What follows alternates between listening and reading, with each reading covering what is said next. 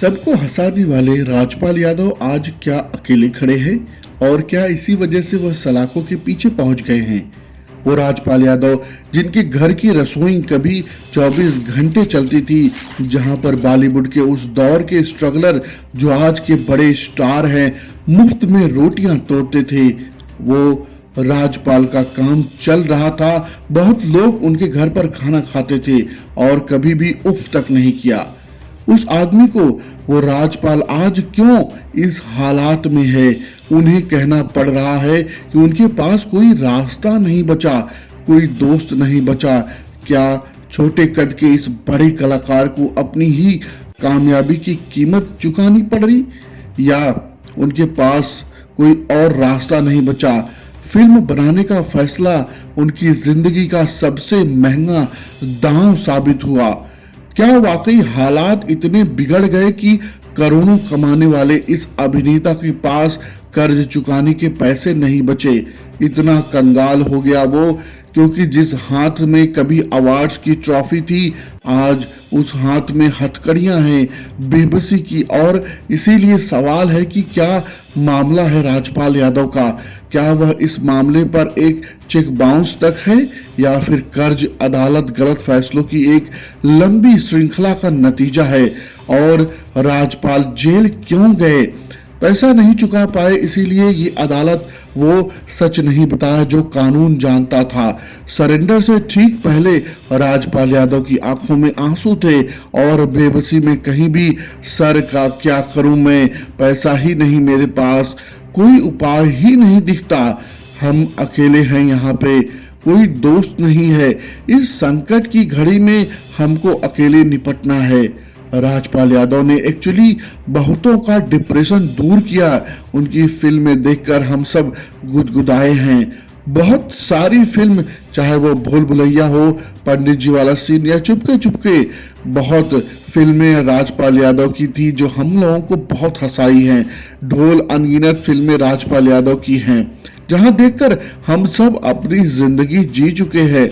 लेकिन अब वो जेल में है, और जेल की शुरुआत किसी बड़े अपराध से नहीं बल्कि एक बड़े सपने से हुई। साल 2010 में तय किया कि वह सिर्फ एक्टिंग नहीं करेंगे बल्कि निर्देशक भी बनेंगे। अपनी पहली फिल्म अता पता लापता के लिए दिल्ली के एक बड़े कारोबारी से 5 करोड़ का कर्ज लिया।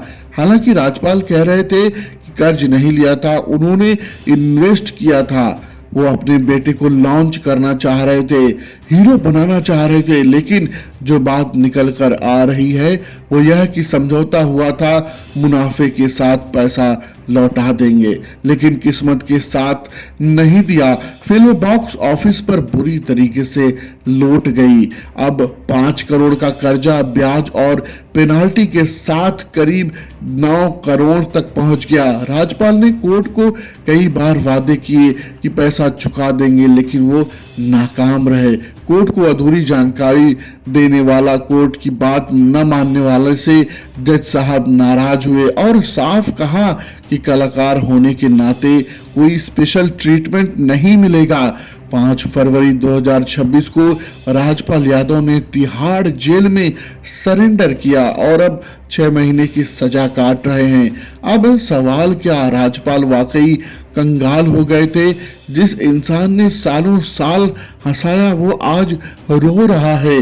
सरेंडर के वक्त, जैसा कि हमने बताया, वो रुहासे होकर कहे कि क्या करूं सर, पैसा ही नहीं, कोई उपाय नहीं दिखता, हम अकेले हैं, कोई दोस्त नहीं है। सच तो यह है कि बैंक ने अगस्त 2024 में शाहजहांपुर वाली उनकी करोड़ों की संपत्ति को पहले ही सील कर दिया था। हालांकि हाल की फिल्मों में उन्होंने भूल भुलैया 2-3 से पैसे कमाए हैं, लेकिन पुराना कर्ज और ब्याज इतना बड़ा है कि वो कमाई अकेले काफी नहीं है।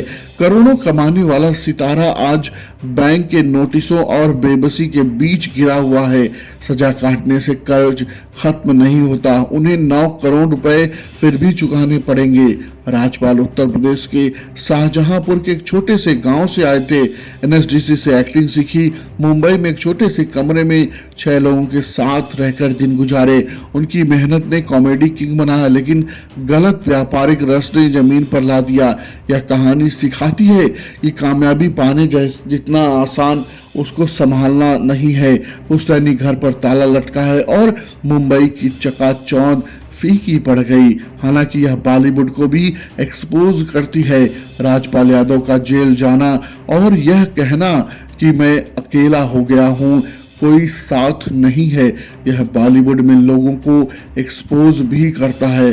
क्योंकि नवाज का जो वीडियो लोगों ने देखा, जहां पर नवाज कह रहे थे कि राजपाल का घर स्ट्रगलर के लिए लंगर जैसा था, 24 घंटे रसोई कोई चलती रहती थी, कोई भूखा नहीं रहता। और आज उस दौर से कई बड़े स्ट्रगलर बड़े स्टार हैं जो राजपाल के यहाँ खाते थे, रहते थे, जिनके लिए राजपाल का घर एक धर्मशाला जैसा था। लेकिन अब जब वो स्टार बने तो राजपाल मुसीबत में है तो कोई पुराना दोस्त सामने नहीं आया।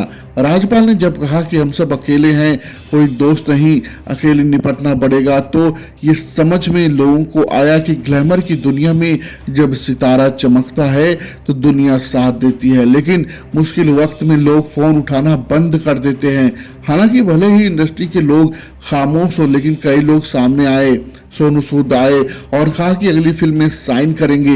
बिहार से तेज प्रताप यादव 11 लाख की बात कही। म्यूजिक प्रोड्यूसर राव इंद्रजीत, उन्होंने कहा 1 करोड़ रुपए देंगे, लेकिन कर्जा लगभग 11 करोड़ के आसपास का है। राजपाल ये कहानी हमें सिखाती है, या हम कहें कि जब किसी की बर्बादी की कहानी हम पढ़ते हैं तो हमें अंत में जरूर जानना चाहिए कि क्या वो वापस आएगा। राजपाल यादव के पास अभी भी हार मानने का वक्त नहीं है।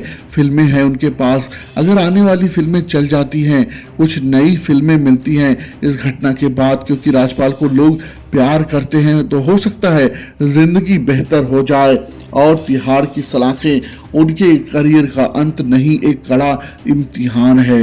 लेकिन राजपाल यादव की कहानी हमें कानूनी साक्षरता के बारे में जरूर सिखाती है। चेक बाउंस के मामले में कभी भी हल्के में नहीं लेना चाहिए। कानून की नजर में एक साइन किया गया चेक आपकी बड़ी जिम्मेदारी होती है। राजपाल यादव केस में सबसे बड़ी समस्या कर्ज नहीं थी, कोड की अवमानना थी, वादों को तोड़ना था। और इसीलिए हर इंसान के लिए आईना है जो कानूनी कागजों, अदालती आदेशों को नजरअंदाज करता है। सही समय पर कानूनी सलाह, ईमानदारी आपको तिहाड़ जाने से बचा सकती है। हालांकि इस मुश्किल दौर में राजपाल की पत्नी उनके साथ खड़ी हैं।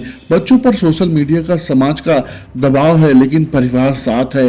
राजपाल को अफसोस है कि उनकी गलती की वजह परिवार को मिल रही है, लेकिन जिस तरह से लोग आ रहे हैं उससे लग रहा है कि वापसी हो जाएगी। राजपाल यादव कहानी सिखाती है कि सपने जरूर देखिए, लेकिन प्लानिंग और कानून का भी सम्मान कीजिए। सफलता संभालना मुश्किल है, लेकिन आपकी पुरानी अच्छाई कभी भूलती नहीं। क्या आपको लगता है कि राजपाल जी जल्द वापसी करेंगे, फिर से हंसाएंगे? मुझे तो लगता है। आप अपनी राय कमेंट सेक्शन में बताइए और सपोर्ट कीजिए राजपाल यादव को। जय हिंद, जय भारत, नमस्कार।